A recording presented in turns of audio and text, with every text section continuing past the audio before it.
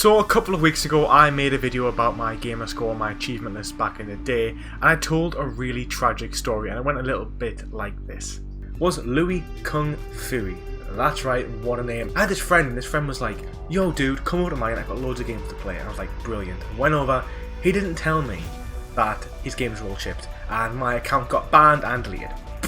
Oh man, oh god, oh man. So after telling that really sad, tragic story, I thought there was only one thing I could do.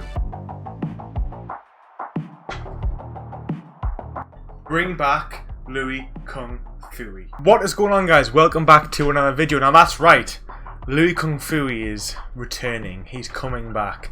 Now, who is LewyKungFuey? For those who don't know, LewyKungFuey was my first ever Xbox account. So back in 2005, I think. It's hard to put a pin on it because back then I didn't have no Wi-Fi. Come on, bro. I was just like a 13-year-old kid. Back then you had to get an adapter to stick in the back of your Xbox to get Wi-Fi. I didn't have that stuff. I was beneath that, unfortunately. So I think it's around 2005, 2006 was when I had my first account, which sadly was lost to us. However, I somehow managed to log on to True Trophies, trueachievements.com, and somehow my account is there. Hello there. I definitely remember it being deleted because I remember playing one of my friend's games, it was chipped and it was gone. But apparently it lives on. So today what I want to do is I want to take you through my original Gamerscore, my original achievement collection from 2005/6 I think to 2010. So from like being 12. These are the games I was playing, and I definitely was not a completionist. And as you can see, I'm wearing my Xbox lanyard, that's right.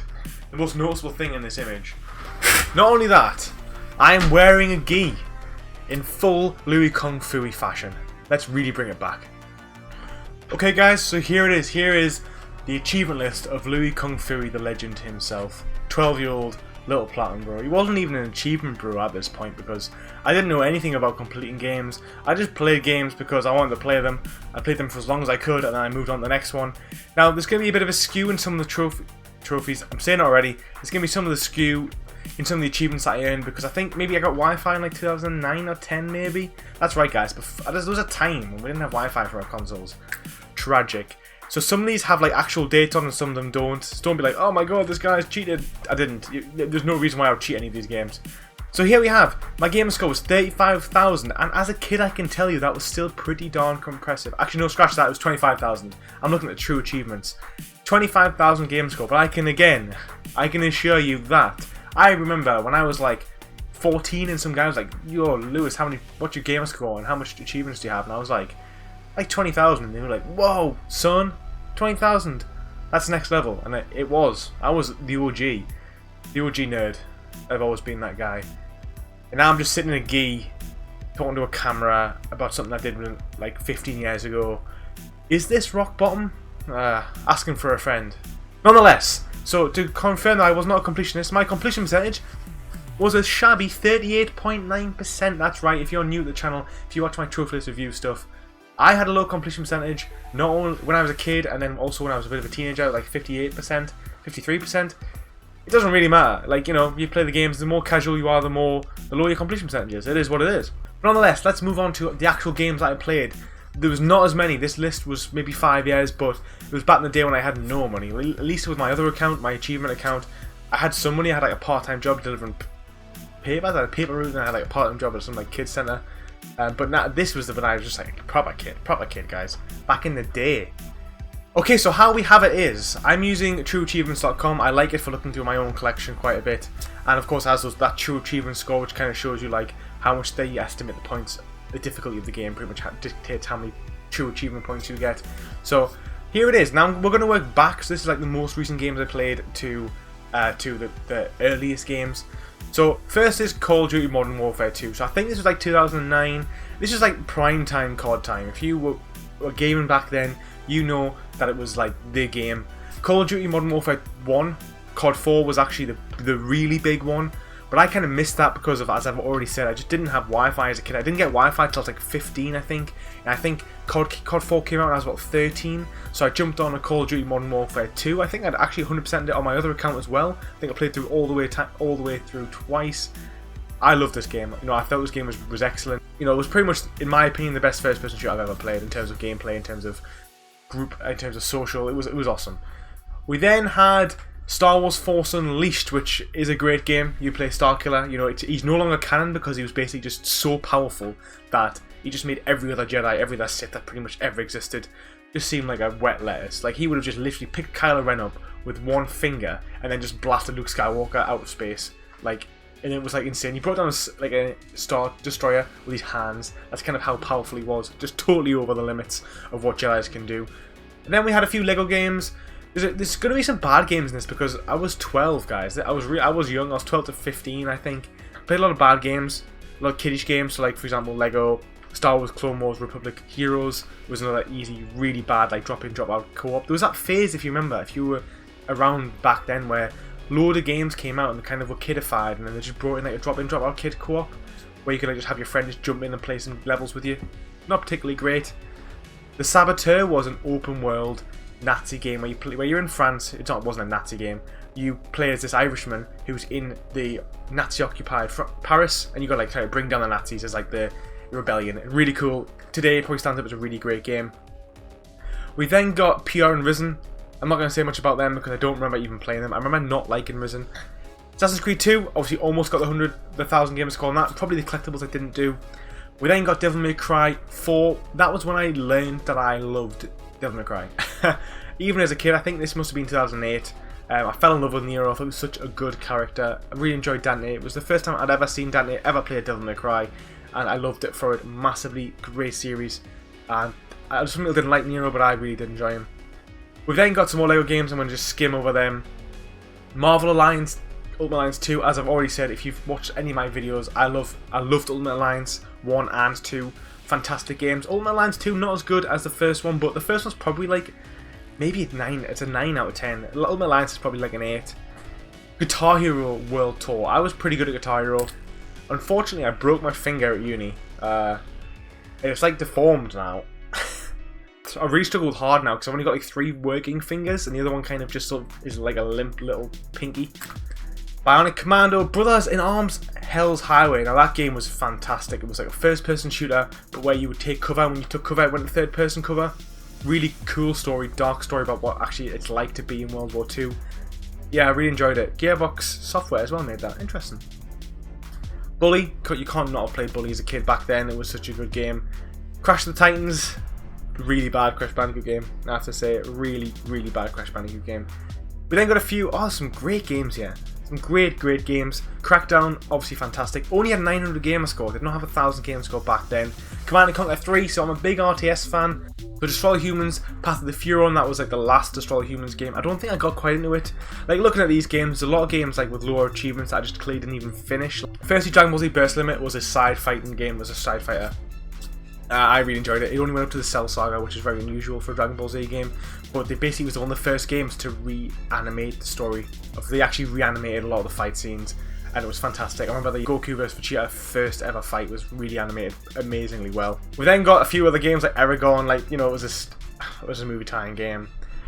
Eat Later, The Return of Matt Hazard, that was not a bad game. Fable 2 is excellent, I have to say. 1,446 gamer score though, which is such a weird number. Fable 2 was a pinnacle by Lionhead Studios. What a game. And then as well, Fallout 3, you know, even back then, even like 14, I was finishing Fallout 3. Really enjoyed that game. So here we've got Gears 1 and Gears 2. So this was the first time I actually played them. You know, I've already spoke about this on my other video. I replayed them again on LewyKungFuey123. Really enjoyed those games. GTA 4, Guitar Hero 2, Guitar Hero 3, basically quite close together was when I played them. Obviously I played a bit more on Guitar Hero 3. Guitar Hero 3 was a lot easier than Guitar Hero 2. Guitar Hero 2 was really difficult. They got a load of classic games here. Load of games. So Halo 3, you know, you can't not play Halo back then. Like, yeah, Halo's still pretty big now. But like 10 years ago, Halo was the absolute shit. It was like the best game. Well, maybe not 10 years ago actually, that's 2011. 13, 14 years ago. Around about the time Halo 3 came out, then OSD, then Reach. Like, it was the pinnacle of what gaming was aspiring to be. It's kind of fallen off quite a lot recently because I think it hasn't aged as well as these other games. Ultimate Alliance, the first one, Mass Effect 1. I think again, we're going back some time here. I definitely just played it and didn't finish it on the hardest difficulty. Had a great time with it. Obviously, Mass Effect is a great series. And we've got a lot of other little scattered games. He has Spider-Man 3 and Spider-Man Far 4 and Spider-Man Web of Shadows. So I went through a bit of a binge. Always been a hardcore Spidey fan. Web of Shadows being one of my favourite games of all time. Let's have a little bit of a look at the achievement list. There was no trophy list on the PlayStation 3 for this one. The only one that did not have a trophy list. So 25 hours to completion. And if I remember correctly, it was literally just finishing the game and then doing the good and bad endings and then just doing some collectibles. So what didn't I get? So I didn't get... Oh, they're all secret. I'm gonna reveal them. Spoilers for a game that's 15 years old. So good endings. So there's a good ending, bad ending. And then some bonus goals and leveling up the character and getting the collectibles. That was all I didn't have. Oh, honestly, this is probably still my second favourite Spider-Man game of all time. I think I prefer it to Miles Morales. I don't know, it's hard. I think Miles Morales doesn't feel like a sequel. It just feels like it's sort of tacked on from Spider-Man. I kind of feel like the one game because that's so similar. Whereas this game was just so good for its time. Like I actually think Insomniac hasn't actually... Although Insomniac 2018 is a great game, definitely, it came out 10 years later than this game. And I think what happened with Spider-Man was the quality of game digressed so much after this game that it kind of had like carried itself back up again, because really when you think, if you played both these games, Insomniac Spider-Man doesn't feel that much more evolved from this game. It's kind of like playing Batman Arkham Asylum to then Batman Arkham Knight. They feel kind of like they're very similar. And that's just because the web swinging is so good, the combat's so good, it's got so much good free-flowing combat. Whereas like Shattered Dimensions, Edge of Time, Amazing Spider-Man 1 and 2, those 4 Spider-Man games really didn't have any of that. And they kind of feel like the quality did drop massively. So kind of the quality was here, but with Web of Shadows down to here for all 4 of those games. Amazing Spider-Man 2, down here, and then back up for Insomniacs. But nonetheless, I'm just going off tangents. Again, so Spider-Man 3 obviously came out before Web of Shadows, 2006-07. Again, it was okay. Tobey Maguire, Tugboat Toby voiced Spider-Man. And Far 4 was just, as I already said, it was just one of those drop-in, drop-out co-op games. I kind of just like jumped on the bandwagon and the back of a character. And that's kind of what it was. It really wasn't a good game at all. Didn't enjoy it. We then got Superman Returns, and that was a cool game because you could like run around as Superman. It was free roam with Superman. It probably wasn't the best game, but as a kid I loved it. Sandbox as Superman. You had like super run, freeze breath, fire breath. You could like fly really fast. It felt really cool as a kid. Don't know if it actually is good or not though. And then we got Oblivion. Like I played like Skyrim and Oblivion are probably some of my most played games of all time.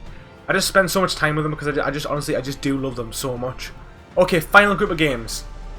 Incredible Hulk. So that was kind of like a... They tried to copy that successful PS2 game. What was it called? Hulk? Ultimate Destruction Hulk? And that was like the first... That was kind of like Prototype 2. Definitely tried to copy Ultimate Destruction by the Hulk in the Hulk 2002. And the Incredible Hulk definitely tried to do that as well. Not as successfully, but it was pretty fun. I had my fun with it as a kid, 13-year-old, being the Hulk, running around, smashing everything. A lot of fun to be had. Okay, before I talk about the Lord of the Rings games, is there any more I want to talk about? Viva Pinata was a launch title for the Xbox 360. We had like a little farm, and then you basically attracted these like pinata animals. Viking Battle for Asgard, like a hack and slash. Tony Hawk, I don't even remember playing that. Or Tomb Raider, I don't remember playing Tomb Raider at all, and I almost finished it. Simpsons game was okay. Okay, Outfit was good. It was kind of like a third-person shooter where you could like command loads of like military troops and stuff, and not troops, like vehicles, and you could blow people to smithereens. I remember that being very vivid.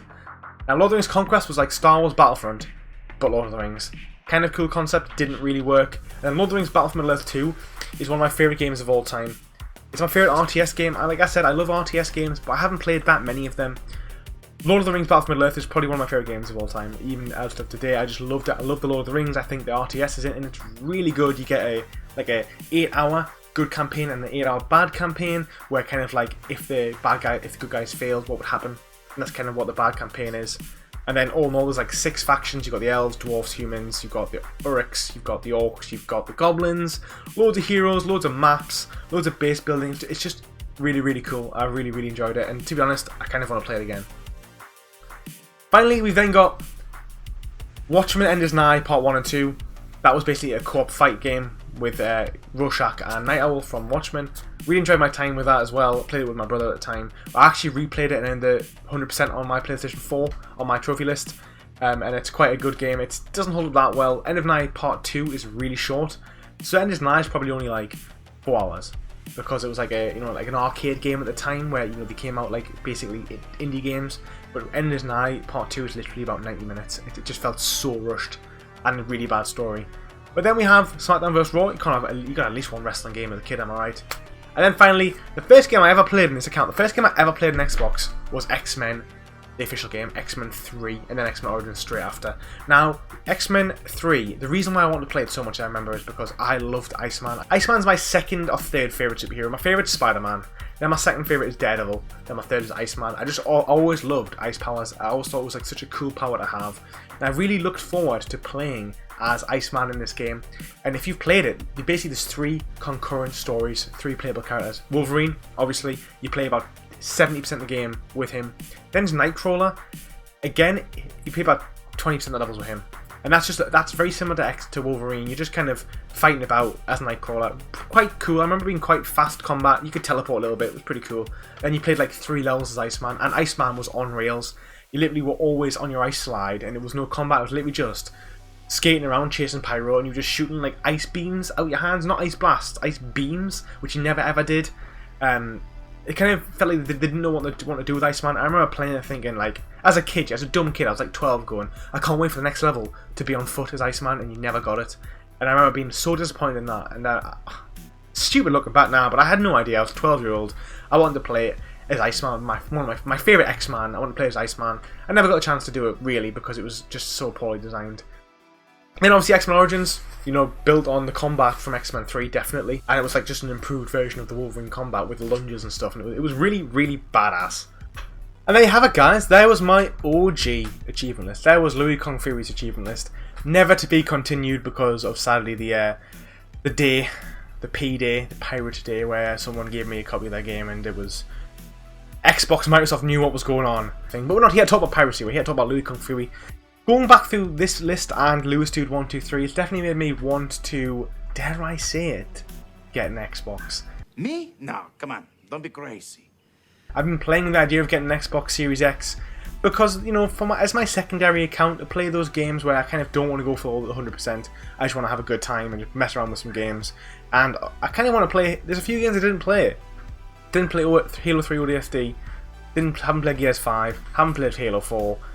There's a few games I missed out on, and I don't want this channel to be just Sony Pony. Like, I just love games, and I know most people who watch this love games as well.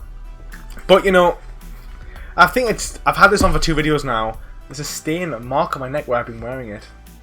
And I think it's time to retire it.